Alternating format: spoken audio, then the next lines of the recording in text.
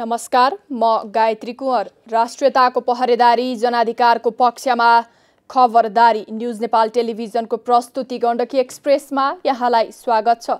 पोखरा प्रसारण केन्द्रको प्रस्तुति गण्डकी एक्सप्रेस सुरु गरौं आजको समाचारका हेडलाइन्सबाट।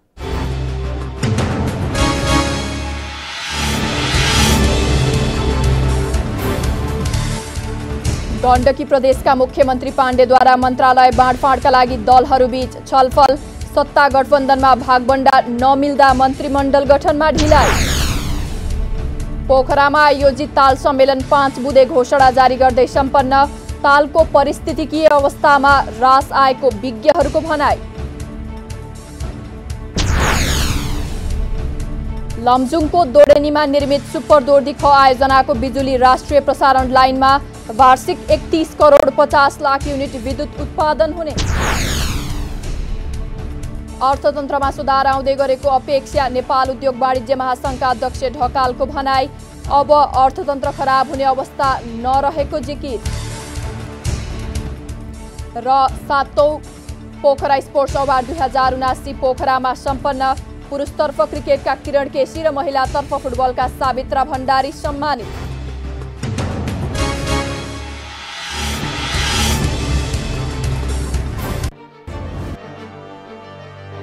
अब गण्डकी एक्सप्रेस विस्तारमा सुरु गरौं। गण्डकी प्रदेशमा मन्त्रालय बाँडफाँडको प्रसङ्गबाट।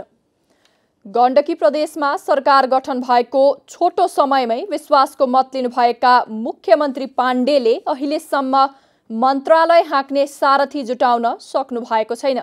गण्डकीका मुख्यमन्त्री सुरेन्द्रराज पाण्डेले बिहिबार प्रदेश सभाबाट विश्वासको मत प्राप्त गर्नुभयो।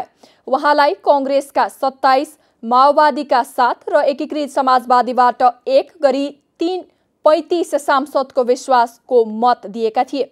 मन्त्रालय विस्तार गर्न नसक्नुमा सत्ता गठबन्धनमा भागबण्डा नमिल्नु नै मुख्य कारण देखिएको छ। माओवादी केन्द्रलाई 3 मन्त्रालय दिनुपर्ने र एकीकृत समाजवादीलाई पनि सरकारमा सहभागी गराउनु पर्ने भएपछि मन्त्री परिषद विस्तार गर्न ढिलो भएको मुख्यमन्त्री कार्यालय स्रोतले जनाएको छ। मुख्यमन्त्री पाण्डेका अनुसार एकीकृत समाजवादीलाई पनि सरकारमा सहभागी गराउन छलफल भइरहेको छ। सत्ता गठबन्धनको घटक एकीकृत समाजवादीलाई पनि सरकारमा ल्याउने विषयमा छलफल भइरहेकाले अब छिट्टै मन्त्री परिषद विस्तार गर्ने मुख्यमन्त्री पाण्डेले बताउनु भएको छ। माओवादी केन्द्रले भौतिक पूर्वाधार, उद्योग, पर्यटन, वन तथा वातावरण र कृषि, ऊर्जा तथा खानेपानी मन्त्रालय माग गरेको बताइएको छ।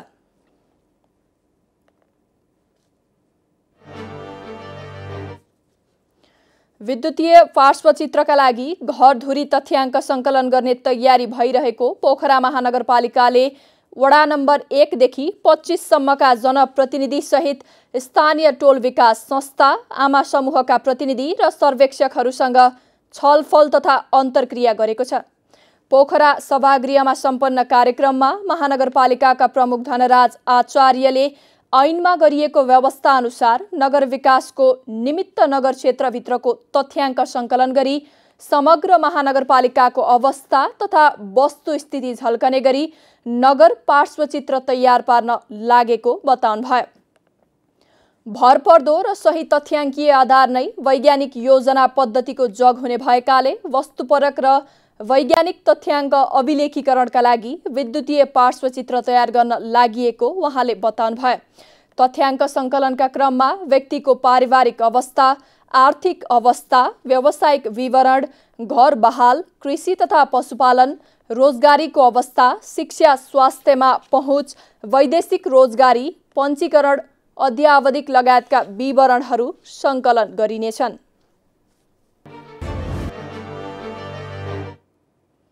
नेपाल उद्योग वाणिज्य महासंघका केन्द्रीय अध्यक्ष चन्द्र ढकालले अर्थतन्त्रमा सुधार आउँदै गरेको बताउनु भएको छ। पर्वत सदरमुकाम कुष्म बजारमा आयोजित कार्यक्रममा बोल्दै ढकालले बैंक तथा वित्तीय संस्थाहरूको ब्याज दर घट्दै गएको बताउनु भएको छ।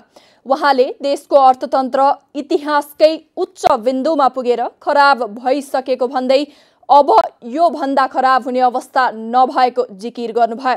उद्योग वाणिज्य महासंघको अध्यक्ष पदको जिम्मेवारी सम्हाल्नुभएका ढकालले व्यवसायीहरूले सङ्कटको बेलामा मनोबल उच्च बनाउनु पर्ने धारणा राख्नुभयो।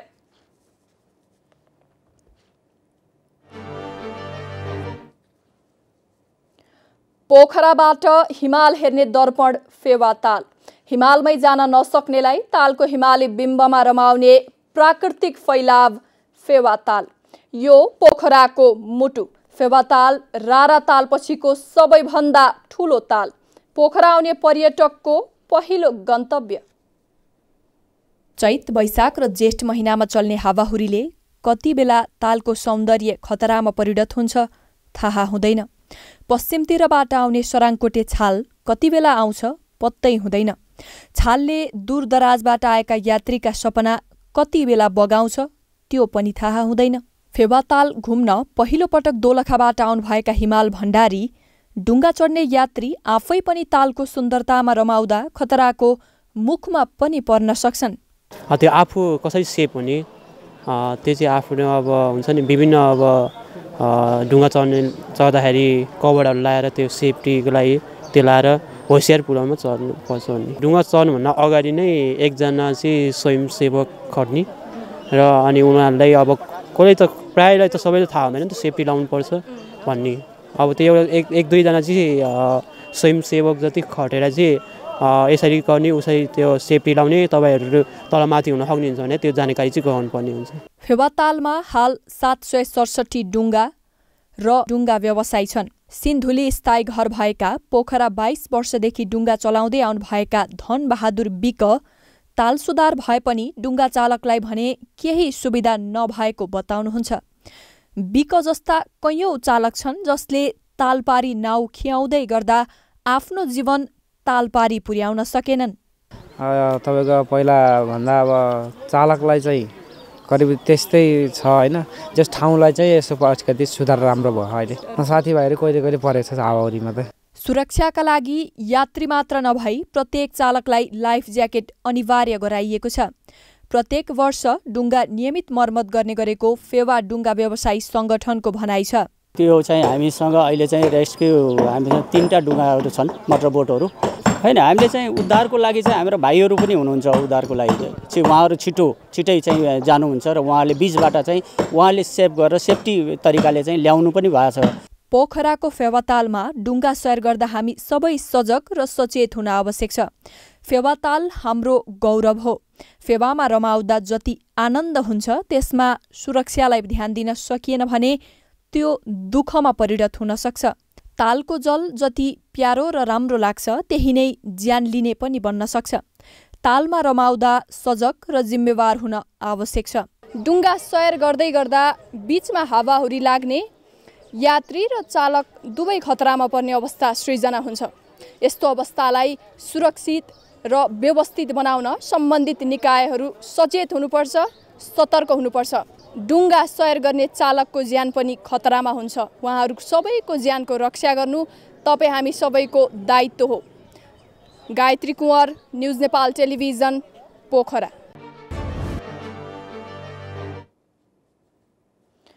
ताल संरक्षण तथा विकास प्राधिकरण गण्डकी प्रदेशले पोखरामा आयोजना गरेको 3 दिने ताल सम्मेलन 5 बुँदे घोषणा जारी गर्दै समापन भएको छ।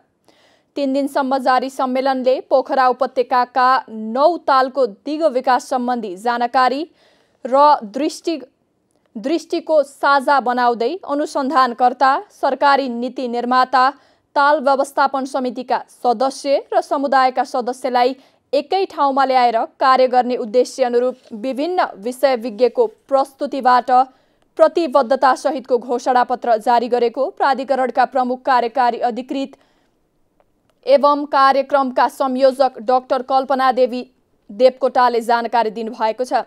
जारी गरिएको घोषणापत्रमा पोखरा उपत्यका तालको उच्च प्राकृतिक मूल्य, वनस्पति र जनावरको अधिक संख्या र पोखरा उपत्यका अर्थतन्त्र र स्थानीय जनताको जीविकोपार्जनका लागि तालको महत्त्व, अघिल्लो दशकको तुलनामा तालको पारिस्थितिकीय अवस्थामा ह्रास आएको घोषणापत्रमा उल्लेख गरिएको छ। साथै स्थानीय समुदायको आर्थिक आवश्यकता पूरा गर्दै परिस्थितिकीय अवस्था कायम राख्न स्थानीय समुदाय, सरकारी अधिकारीहरू र प्राविधिक विज्ञबीच सहकार्य आवश्यकता रहेको लगायतका विषय घोषणापत्रमा उल्लेख छ।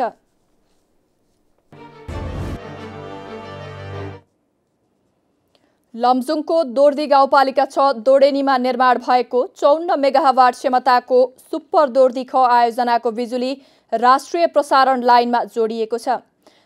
पिपुल हाइड्रो पावर कम्पनीले निर्माण गरेको आयोजनाबाट उत्पादित बिजुलीको परीक्षण सफल भएसँगै राष्ट्रिय प्रसारण लाइनमा जोडिएको हो। करिब 15 दिनपछि व्यावसायिक रूपमा बिजुली उत्पादन थालिने आयोजनाका साइट इन्चार्ज रमेश सिगदेलले जानकारी दिनुभएको छ। यस आयोजनाले निर्माण थालनी गरेको करिब 9 वर्षपछि बिजुली उत्पादन गर्न थालेको हो।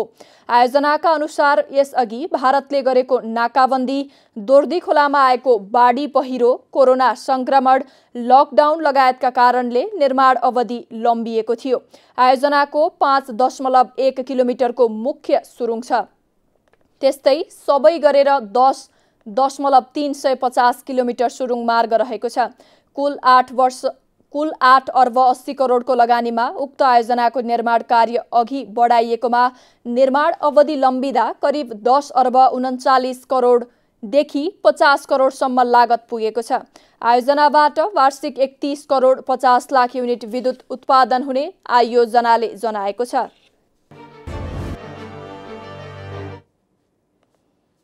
पोखरामा वैशाख 27 गतेदेखि 30 गतेसम्म अन्तर्विद्यालय स्तरीय राष्ट्रिय ब्याडमिन्टन प्रतियोगिता हुने भएको छ।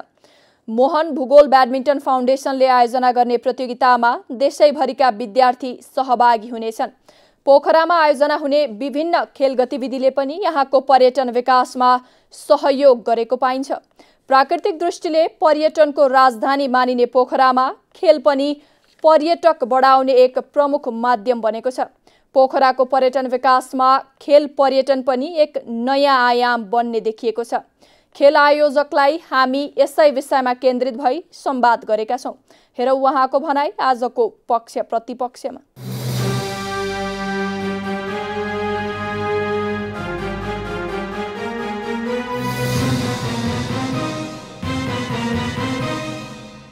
अब खेलकुद बनाउनको लागि अब यो एउटा चाहिँ खेलकुद भनेको पर्यटकीय खेलकुद भन्नाले एउटा साहसी खेलकुद र चाहिँ पर्यटकीय भित्राउनको लागि चाहिँ अब यति थोरै मात्रै खेललाई चाहिँ अहिले पहिलो समयमा हामीले लिएर जाँदा यसले चाहिँ हाम्रो आन्तरिक पर्यटन र बाह्य पर्यटनलाई नै हामीले भित्र बनाउनको लागि अब गत हामीले वर्ष नै हाम्रोमा एउटा साफ गेम भयो, त्यसपछि नेसनल गेम नवौं राष्ट्रिय गेम पनि यहाँ भयो।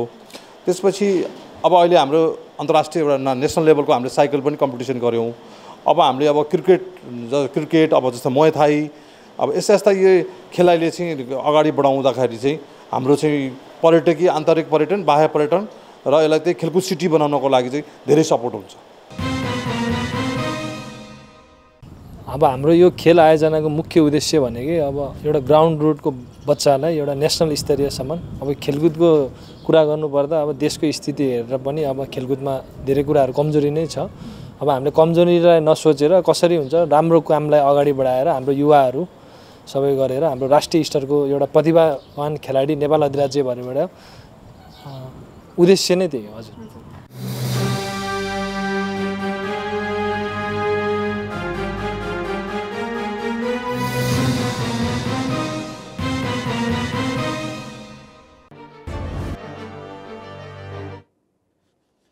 गोर्खाको शहीद लखन गाउँपालिका 9 नामजुङमा 2 वर्ष अघि निर्माण सम्पन्न भइसक्नुपर्ने खानेपानी आयोजना अलपत्र परेको छ। खानेपानी तथा सरसफाई डिभिजन कार्यालय गोर्खाले करिब 2.5 करोडमा ठेक्का लगाएको खानेपानी आयोजना विक्रम सम्वत 2078 असारमा नै निर्माण सम्पन्न गर्नुपर्ने भए पनि अहिलेसम्म निर्माण सम्पन्न हुन सकेको छैन। ठेकेदार कम्पनी मृत सञ्जीवनी नाना जेवीले आयोजना निर्माणको जिम्मा पाएको थियो। पहिलो पटक तोकिएको समयमा काम सम्पन्न गर्न नसकेपछि कार्यालयले 2 पटकसम्म म्याद थप गर्दा समेत ठेकेदार कम्पनी खानेपानी आयोजना निर्माण नगरी अलपत्र पारेर छाडेको छ। अहिलेसम्म आयोजनाको भौतिक प्रगति करिब 50% मात्र भएको कार्यालय प्रमुख किरण पौडेलले जानकारी दिनुभएको छ।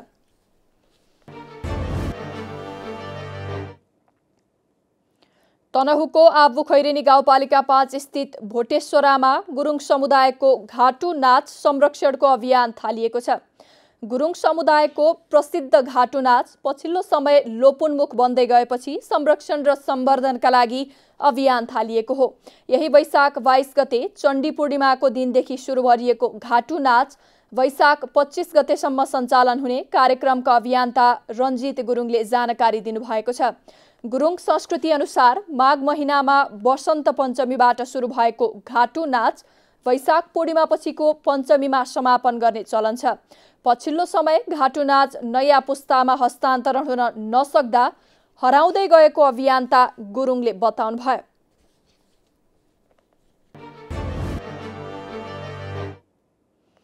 म्याग्दीको अन्नपूर्ण गाउँपालिका 3 मा रहेको रूपसे झरनामा अवलोकन गर्ने क्रममा चिप्लिएर 1 जनाको मृत्यु भएको छ। गाउँ काठमाडौँको बुढा नीलकण्ठ नगरपालिका 1 चपली बस्ने 46 वर्षीय वसन्त भण्डारीको मृत्यु भएको जिल्ला प्रहरी कार्यालयले जनाएको छ। कार्यालयका प्रहरी निरीक्षक किरण लामाका अनुसार ढुङ्गाबाट चिप्लिएर 30 मिटर तल खस्दा टाउकोमा चोट लागेर गम्भीर घाइते भएको भण्डारीलाई बेनी अस्पतालमा ल्याउँदा चिकित्सकले मृत घोषणा गरेको थियो। बेनी जोमसोम सडक खण्ड अन्तर्गत पर्ने रूपसे झरना अवलोकन गर्ने क्रममा भण्डारी टेकेको ढुङ्गाबाट चिप्लिएर खसेका थिए।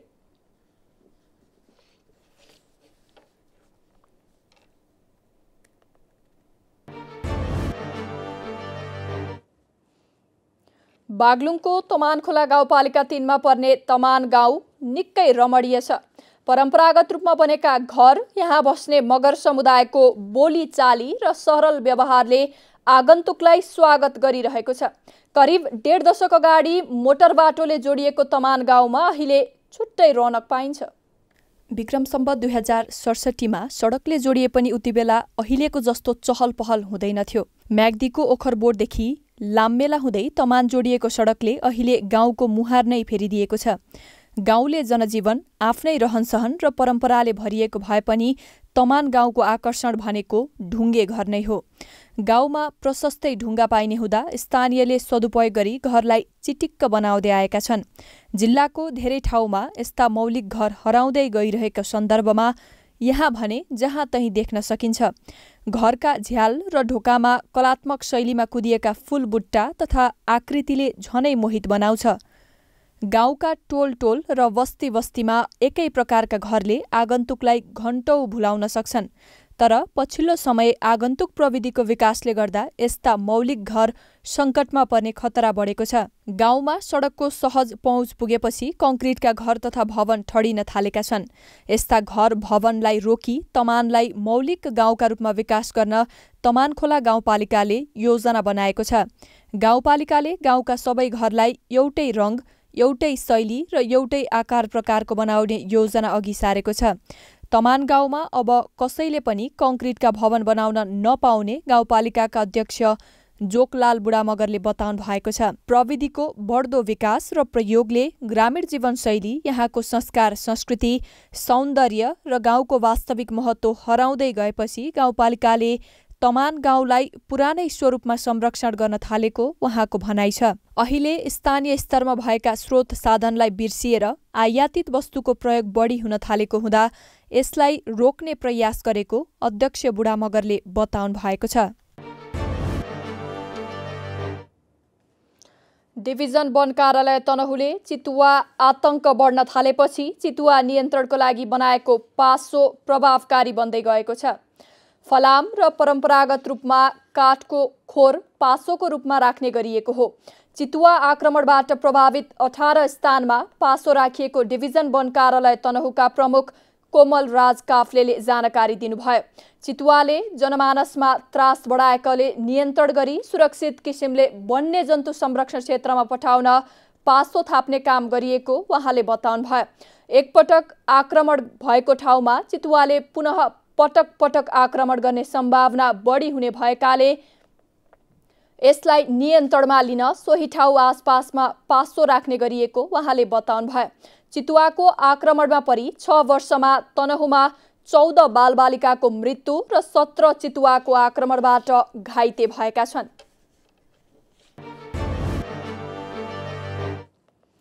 पर्वतको जलजला गाउँपालिका 7 घाइरिङ स्थित सल्यान फाँटका कृषकले तरकारी खेतीबाट 2 करोडको आम्दानी गरेका छन्। 12 महिना सिँचाइ सुविधा उपलब्ध भएको समथर फाँटमा काउली, बन्दागोबी, बोडी, सिमी, गोडबेला लगायतका तरकारी लटरम्म फलेका छन्।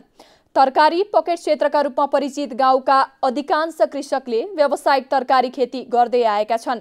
तरकारी खेतीबाट गाउँमा वर्षेनी करिब 1.5 देखि 2 करोड रुपियाँ भन्दा बढी गाउँमा भित्रने अगुवा कृषक एकनारायण पौडेलले बताउनु भएको छ। उहाँका अनुसार कृषकले वार्षिक रूपमा 2 लाखदेखि 10 लाखसम्म तरकारी खेतीबाट आम्दानी हुने गरेको छ। गाउँका 100 घर परिवार व्यावसायिक तरकारी खेतीमा आबद्ध छन्। तरकारी खेतीको आम्दानीले कृषकको जीवनशैलीमा सकारात्मक परिवर्तन ल्याएको बताइन्छ। पोखरामा शनिबार परेको असिना पानीका कारण मकै बाली र लहरे तरकारीमा क्षति पुगेको छ। साँझको समयमा हावाहुरी सहित आएको असिना पानीले पोखरा महानगरपालिका वडा नम्बर 23, 24, 32 र 33 लगायत वडाका मकै बाली तथा लहरे तरकारीलाई क्षति पुर्याएको महानगरपालिकाका कृषि महाशाखा प्रमुख मनोहर कढरियाले जानकारी दिनुभएको छ। केही स्थानमा क्षति पुर्याएको जानकारी आए पनि त्यसको यकिन विवरण भने प्राप्त नभएको उहाँले बताउनुभयो। फल्ने बेलाको लहरे तरकारीमा क्षति पुगेको स्थानीयवासीले बताएका छन्। हावाहुरी सहितको असिना पानीले मकैमा पात छिया बनाएको छ भने फल्ने तरकारीमा रहेका लहरे बालीमा समेत क्षति पुर्याएको छ। आइतबार नेपाली बजारमा सुनको मूल्य घटेको छ भने चाँदीको मूल्य स्थिर रहेको छ। बिहिबार 1200 रुपैयाँ बढेर हालसम्मकै उच्च बिन्दु कायम गरेको सुनको मूल्य आइतबार प्रतितोला 1200 रुपैयाँले घटेको हो। नेपाल सुनचाँदी व्यवसायी महासङ्घका अनुसार छापावाल सुन प्रतितोला 1,10,600 रुपैयाँ र तेजाबी सुन प्रतितोला 1,10,050 रुपैयाँमा कारोबार भइरहेको छ। त्यसैगरी आइतबार चाँदीको मूल्य भने स्थिर रहेको छ। बिहिबार प्रतितोला 1445 रुपैयाँमा कारोबार भएको चाँदी आइतबार पनि सोही मूल्यमा किनबेच भइरहेको छ।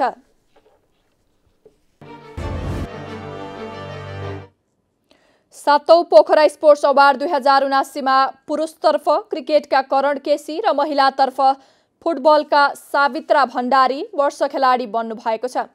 केसीले मनोनयनमा पर्नुभएका आर्चरीका गङ्गाबहादुर कुँवर र टेनिसका प्रदीप खड्कालाई पछाडि पार्दै अवार्ड हात पार्नु भएको हो। त्यस्तै भण्डारीले आर्चरीकी रोजिना थापा मगर र आइटिएफ तेक्वान्दोकी सुस्मिता थापा मगरलाई पछाडि पार्नु भएको हो। वर्ष खेलाडी केसी र भण्डारीले टाइगर इलेक्ट्रिक स्कुटर र ट्रफी प्राप्त गर्नुभएको हो। त्यस्तै क्रिकेटका सुभाष भण्डारीले उदयमान वर्ष खेलाडीको उपाधि प्राप्त गर्नुभएको छ।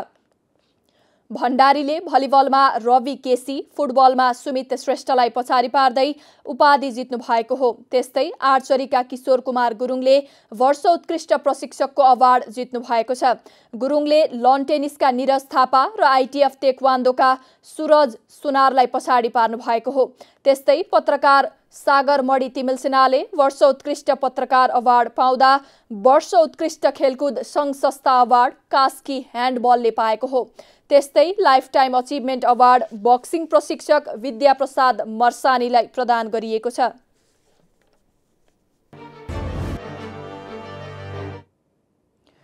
अब मौसम समाचार। देशको पहाडी भूभागमा आइतबार आंशिकदेखि सामान्य बदली रही बाँकी भूभागमा आंशिक बदलीदेखि मौसम सामान्यतया सफा रहनेछ। कोशी प्रदेश, बागमती प्रदेश, गण्डकी प्रदेश र कर्णाली प्रदेशका पहाडी भूभागका थोरै स्थानहरूमा र अन्य प्रदेशका पहाडी भूभागका 1-2 स्थानहरूमा मेघ गर्जन सहित छेडिक वा हल्का वर्षाको सम्भावना रहेको छ। आइतबार राति कोशी प्रदेश, गण्डकी प्रदेश र कर्णाली प्रदेशका पहाडी भूभागमा आंशिकदेखि सामान्य बदली रही देशका बाँकी भूभागमा आंशिक बदलीदेखि मौसम सामान्यतया सफा रहनेछ। कोशी प्रदेश, गण्डकी प्रदेश र कर्णाली प्रदेशका पहाडी भूभागका 1-2 स्थानमा मेघ गर्जनसहित क्षणिक वा हल्का वर्षाको सम्भावना रहेको जल तथा मौसम पूर्वानुमान महाशाखाले जनाएको छ। मौसम खबरसँगै हामी गण्डकी एक्सप्रेसको अन्त्यमा आइपुगेका छौं। जाँदा जाँदै हेडलाइन्स न्यूज पुनः एकपटक।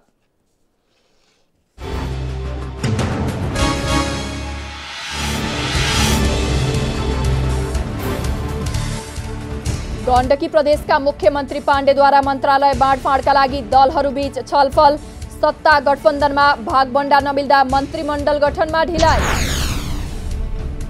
पोखरामा आयोजित ताल सम्मेलन 5 बुँदे घोषणा जारी गर्दै सम्पन्न। तालको परिस्थितिकीय अवस्थामा ह्रास आएको विज्ञहरूको भनाइ। लमजुङको दोडेनीमा निर्मित सुपर दोर्दी ख आयोजनाको बिजुली राष्ट्रिय प्रसारण लाइनमा वार्षिक 31 करोड 50 लाख युनिट विद्युत उत्पादन हुने। अर्थतन्त्रमा सुधार आउँदै गरेको अपेक्षा नेपाल उद्योग वाणिज्य महासङ्घका अध्यक्ष ढकालको भनाई। अब अर्थतन्त्र खराब हुने अवस्था नरहेको जिकिर। र 7औं पोखरा स्पोर्ट्स अवार्ड 2079 पोखरामा सम्पन्न। पुरुषतर्फ क्रिकेटका करण केसी र महिलातर्फ फुटबलका सावित्रा भण्डारी सम्मानित।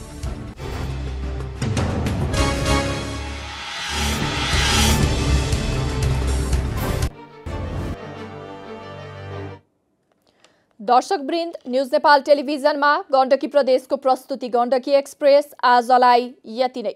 हाम्रा प्रसारणहरू युट्युब, ट्विटर, फेसबुक र इन्स्टाग्राममा समेत हेर्न सक्नुहुनेछ।